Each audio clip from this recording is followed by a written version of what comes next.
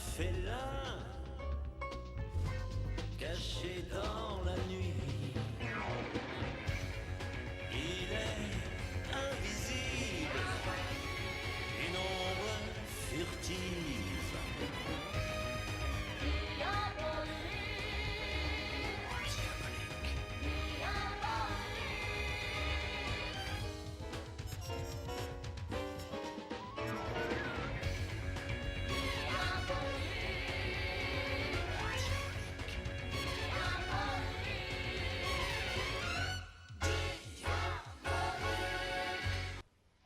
Bonjour à tous, ici Lucronique et bienvenue dans ce nouveau voyage.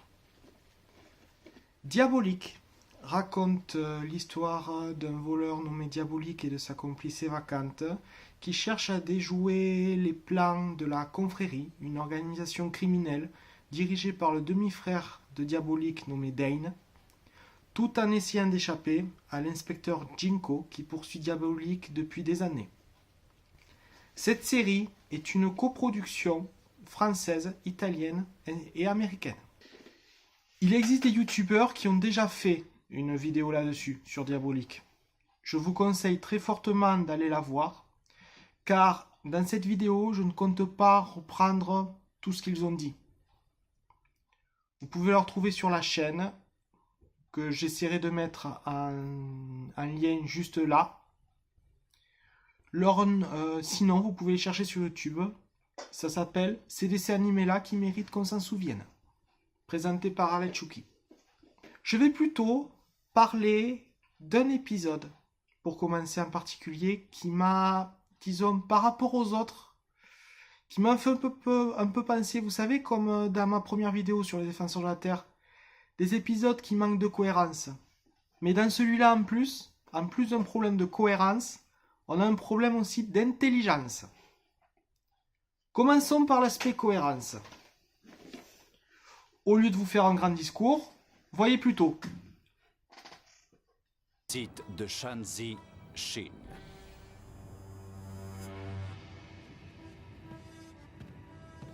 Cette statue équestre là-bas, celle du général, c'est ce qu'on est venu chercher. Elle n'a pas de prix. D'accord, patron.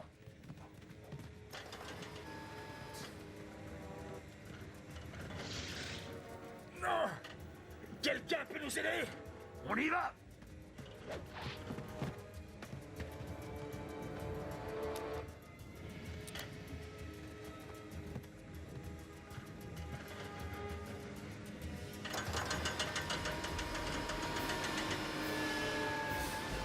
Attention! Oh non!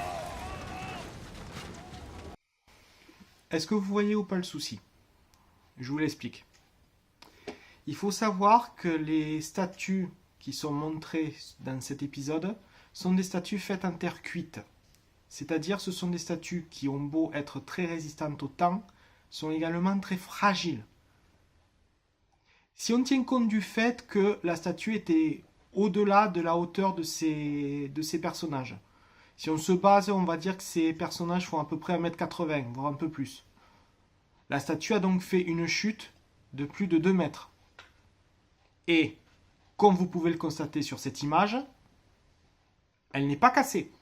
Elle n'a pas une fêlure. Ce qui est déjà pas cohérent, on va dire, avec la physique. Et puisque la gravité, normalement, ça fait des dégâts. Bon, passons. Au-delà de ça, ça restait quand même un épisode qui était visuellement très correct. Passons au second souci qui est l'intelligence. Dans cet épisode, Dane a un plan pour commettre 3 vols en même temps et ainsi offrir ce larcin à un autre criminel pour lui permettre d'étendre son influence, pour permettre à la confrérie d'étendre son influence. Voyez tout d'abord le plan très intelligent qu'a l'inspecteur Jinko. Des tactiques spéciales qui restent en alerte sur les 3 sites, 24 heures sur 24. Et je remplace par des copies exactes les objets que Diabolique veut voler. Les originaux seront placés sous bonne garde dans 3 lieux différents. Et dès que Diabolique se montrera pour voler l'un des 3 objets, le piège se refermera sur lui. C'est malin, n'est-ce pas? Je trouve ça très malin. C'est sûr, c'est assez... En plus, c'est logique.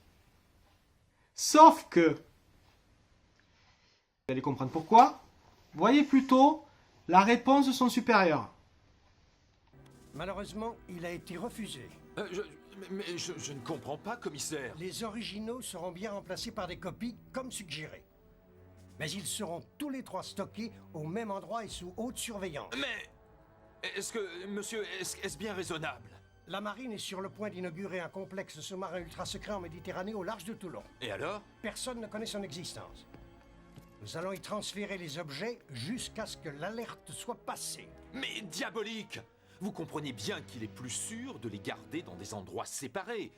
Je suis d'accord avec vous. Mais la décision vient du ministre. Et je sais qu'il l'a prise à la demande de la marine. Je sais que souvent les hommes politiques sont pas très malins. Mais là, ça frise directement la connerie. Si vous avez bien suivi, il compte rassembler les 3 objets qui veulent être volés en un seul et même endroit. Alors que ces objets sont censés être dans 3 lieux différents.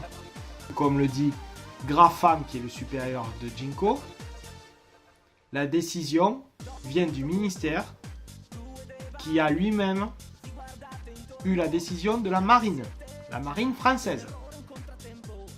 Voilà, j'ai rien de plus à dire. Alors, de quoi vais-je bien pouvoir parler de plus par rapport à ce qui a pu être dit dans la vidéo que je vous ai précédemment citée de ces dessins animés là qui méritent qu'on s'en souvienne. Tout simplement, je voudrais comparer Diabolique avec 3 autres voleurs. Je vais prendre pour cela Arsène Lupin, Carmen Sandiego et Kaito Kid. Passons sur l'aspect des mentors. Arsène Lupin a eu comme mentor son propre père qui lui a appris à se battre. En revanche, pour le vol, les déguisements, le côté manipulateur, d'après les peu de recherches que j'ai pu faire, c'est un autodidacte. Il a appris par lui-même. Carmen Sandiego, elle, a appris à arrêter les voleurs. C'est l'agence Acme elle-même qui l'a formée pour ça. Kaito Kid, plutôt Kuroba Kaito, a appris de son propre père l'art de la prestidigitation et l'art du déguisement. Mais il n'a appris que plus tard que c'était un voleur. Par rapport à ces 3-là, Diabolique, lui, a eu le destin tracé, c'est-à-dire que King lui-même a décidé de son avenir. Ne me croyez pas, voyez plutôt. Tu es vif, agile, intelligent. Le monde est à toi si tu veux. Je te fais toute confiance. Mais je ne comprends pas. Eh bien, je vais faire de toi le plus grand voleur de tous les temps. Voilà, rien de plus à rajouter. Et maintenant sur un dernier aspect, les motivations. Qu'est-ce qui peuvent motiver ces 4 voleurs pour le vol? Arsène Lupin, c'est voler les mauvais riches, ceux qu'il considère comme étant des mauvais riches. Les gens pour la corruption ou pour qui utilisent leur fric pour leur propre intérêt en clair. Carmen, elle, je pense qu'il y a 2 motivations. Elle vole par défi. Quand on voit tous les vols extraordinaires qu'elle a pu faire, vous voyez ma vidéo précédente pour ça. Je pense que c'est plus motivé par le défi qu'autre chose. Et en même temps, d'après les épisodes que j'ai pu voir en anglais, je pense aussi qu'elle est motivée par le fait de former la nouvelle génération de détectives de l'agence. Kaito Kid, lui, est motivé. Ses vols sont motivés par le fait qu'ils doivent lui permettre de retrouver la trace des assassins de son père. Et on va terminer par Diabolique. Ce qui le motive, comme je l'ai dit en résumé, c'est de combattre l'organisation criminelle dirigée par son demi-frère Dane. Pourquoi la combattre? Tout simplement parce que son demi-frère Dane ainsi que son père adoptif ne l'ont pas aidé lorsqu'il a été jugé coupable pour un crime qu'il n'avait pas commis. Parce que ce crime a été commis par, spoiler, son demi-frère. Cette série, pour terminer, a une autre particularité, la voix off. La voix off, en fait, a la particularité de... Écoutez plutôt. En paix.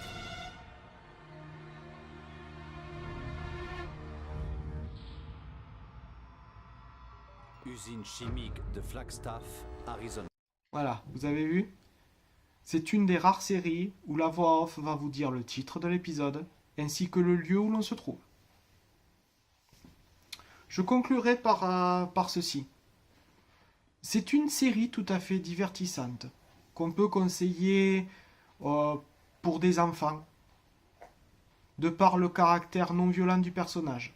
Il n'en reste pas moins que c'est quand même une série avec beaucoup d'action. Ce qui fait qu'on ne peut pas la considérer non plus comme plan-plan. Vous avez des explosions, vous avez des bagarres, des choses comme ça. Mais ça reste quand même moins violent que de voir un meurtre.